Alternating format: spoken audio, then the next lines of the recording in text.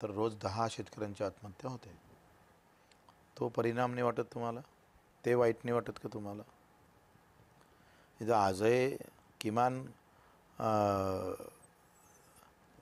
2 ते 3-4 लाख लोक उपाशी झोपत असणार. ते पैशाच्या चणचणमध्ये पैसे नाही आहे म्हणून उपचार होत नाही, असे कित्येक लोक आहे. मग 75 वर्षामध्ये तुम्ही याच्यासाठी सत्ता हाती घेतली? हे अपेक्षित होतं का आम्हाला?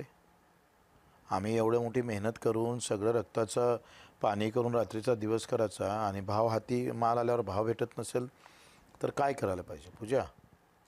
संत्र्याच्या भावासंदर्भात पण तुम्ही आता एक वेगळी मागणी केली. तुम्ही शेतकऱ्यांच्यासाठी म्हणून पूर्ण कर्जमाफीची मागणी करताय, संत्र्यासाठी वेगळी मागणी करताय. मग ही वेगळी मागणी का करताय? कसं आहे, निवड प्रोसेसिंग करून प्रश्न नाही मिटत. त्याला जगभरातली जी शेती आहे ती सगळ्यात तोट्यातली शेती आपला शेतकरी करतं भारतातला. जगाच्या व्यासपीठावर 2-3 देश असे असेल का, जसं न्यूतनाम आहे वगैरे, हे जे देश आहे आणि असे 3 देश आहेत त्याच्यात सगळ्यात जास्त घाट्याची शेती भारतातला शेतकरी करतं. 20 ते 25% घाट्यात राहतो तो दरवर्षी. म्हणजे एकूण उत्पादन खर्च आणि असलेले बाजारभाव. तर या सगळ्यामध्ये आम्ही जे मागणी केली होती का तुम्ही भाव देऊ शकत नसेल तर उत्पादन खर्च कमी केला पाहिजे. जसं स्वामीनाथन काय म्हणायचे का उत्पादनापेक्षा उत्पन्न महत्त्वाचे आहे. म्हणजे पैसे किती हाती येतं ते खऱ्या अर्थानं महत्त्वाचं ठरू शकतं. आणि म्हणून आम्ही पेरणी ते कापणीपर्यंत सगळे कामं MRHSमध्ये घ्या, म्हणजे मजुरीचा खर्च कवर होईल. आता एकूण 60% जर मजुरीचा खर्च कवर झाला तर 40%च मग शेतकऱ्याला लावावं लागेल. उद्या ऊन वारा पाऊस काही झालं तर त्याचं नुकसान किती होणार आहे? 40%चं. 60% त्याचं बचत राहील. तिसरी काय गोष्ट होईल का, तो जर शेतात काम करेल तर त्याचे पैसे त्याला भेटत, म्हणजे अर्थकारण सुरू होईल. आमचं तेच म्हणणं आहे का शेतीच्या अर्थकारणावर राजकारण झालं पाहिजे. जे विजय जावंदे या नेहमी म्हणायचे, तुम्हाला लक्षात हो, असेल. हो, हो. आणि मग शेतीच्या अर्थकारणावर राजकारण झालं तर मग शेतकरी सुखी होण्याच्या दिशेची वाटचाल सुरू करेल. आता मग काय होतं आहे का, गावातल्या मजुराला मजुरी भेटतं, तो पण तिथं जगतं आहे. दुसरी गोष्ट का, भाव थोडे कमी जास्त जरी झाले तरी याचा उत्पादन खर्च कमी झाल्यामुळं तो तिथं टिकू शकतं. या सगळ्या व्यवस्थेमध्ये जगात सबसिडीशिवाय शेती चालू शकत नाही. कुठलाही धंदा सबसिडीशिवाय चालत नाही. म्हणूनच 20 लाख कोटी रुपये कर्जमाफी केली ना 200-300 उद्योगपत्यांची. नेहमी त्यांना प्रोत्साहन निधी देतो आहे. मग त्यांचे धंदे एवढे मोठे असूनसुद्धा त्यांना तुम्हाला माफी द्यावं लागतं, त्यांना सबसिडाईज करावं लागतं, त्याच्याशिवाय ते चालत नाही. तुम्ही जर सगळ्या स्कीम उद्योगाच्या पाहिल्या तर 90% सबसिडीच्या आहे. मग ते शेतकऱ्याला का देत नाही? म्हणजे एका इकडे उद्योगपत्यांना तुम्ही सबसिडी देणार, त्यांची कर्जमाफी करणार आणि आम्हाला सांगणार का तुम्ही आता मेहनत करून करून मरा, भावही देणार नाही, काहीच नाही. खताची किमती वाढल्या, बियाणाच्या किमती वाढल्या, तुमच्या औषधीच्या किमती वाढलेल्या आहे, अवजारं सगळं तंत्रज्ञान महाग झालेलं आहे. मग आमच्या शेतीतून कारखानदारी उभं राहिला, आमच्या शेतीतून अडते व्यापारी उभे राहिले, आमच्या शेतीतून नेते उभे राहिले शेतकऱ्याच्या ताकदीवर. संख्या आमची जास्त आहे ना शेतकऱ्याची, आवाजही आमचा जास्त आहे, मतदानही आमचं जास्त आहे, पण लुटते पण त्यालाच जास्त. हा लुटीसाठी ठेवलेला आहे बडीचा बकरा, त्याला कापाचं दरवर्षी. पण आता 32,000 कोटींची नुकसान भरपाई जाहीर झालेली आहे. मला असं वाटतं की जोपर्यंत कर्जमाफी होईल तोपर्यंत साधारणतः ही रक्कम नाही म्हटलं तरी 60 ते 70,000 कोटीपर्यंत जाईल. फार चुकीचा आकडा आहे. म्हणजे प्रत्यक्षात सरकार 10-15 हजार 20,000च्या कोटी जाणार नाही, किती काही जर झालं तर. असं तुमचं म्हणजे म्हणणं आहे?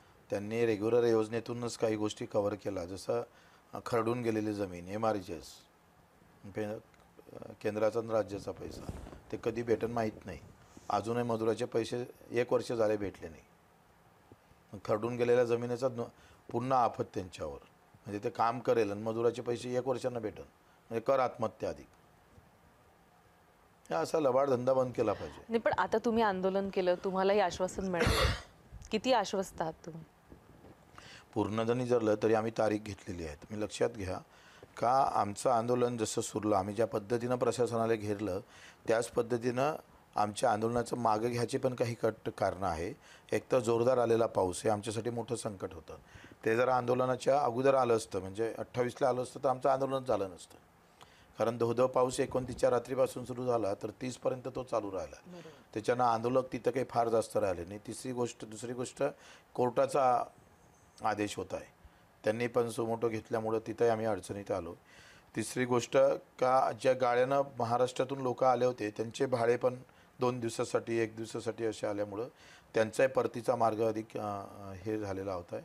आणि चौथी गोष्ट अशी का ज्या आंदोलनात येणारे आजूबाजूचे शेतकरी आहे हे पोलीस प्रशासनानं पूर्ण थांबवले होते. आम्ही काय होतं आहे का 30 तारखेला कोण येणार 29ला कोण येणार याची जिल्ह्याची विभागणी करून दिली होती. त्याच्यामुळं तो मोठा एक प्रॉब्लेम झाला आहे.